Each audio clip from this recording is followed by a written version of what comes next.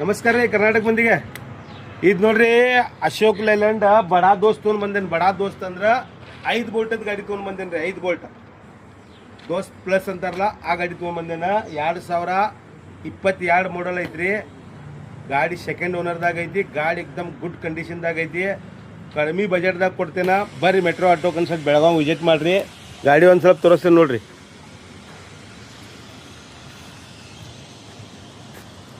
Video like share follow ಮಾಡ್ಕೋರಿ.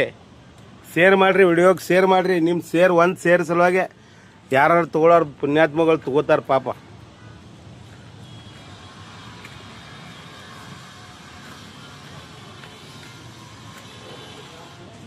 ಹಿಂದಿನ tyre ಹೊಸ ಅದಾವ ರೀ, ಮುಂದಿನ ಟಯರ್ ನಿಲ್ಲದಾವ. 5 ಬೋಲ್ಟದ ಗಾಡಿ ಐತ್ರಿ. 5 ಬೋಲ್ಟದ insurance passing fresh ಮಾಡಿಕೊಡ್ತೇನೆ.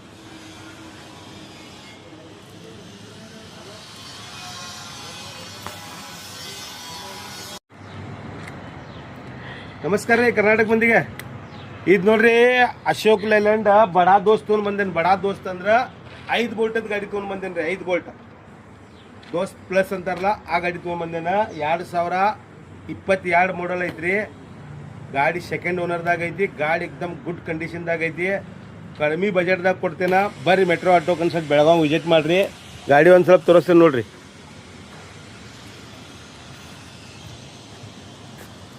Video like share follow ಮಾಡ್ಕೋರಿ. ಶೇರ್ ಮಾಡಿರಿ, ವಿಡಿಯೋಗೆ ಶೇರ್ ಮಾಡಿರಿ. ನಿಮ್ಮ ಒಂದು ಶೇರ್ ಸಲುವಾಗಿ ಯಾರು ತೊಗೊಳೋರು ಪುಣ್ಯಾತ್ಮಗಳು ತೊಗೋತಾರೆ ಪಾಪ.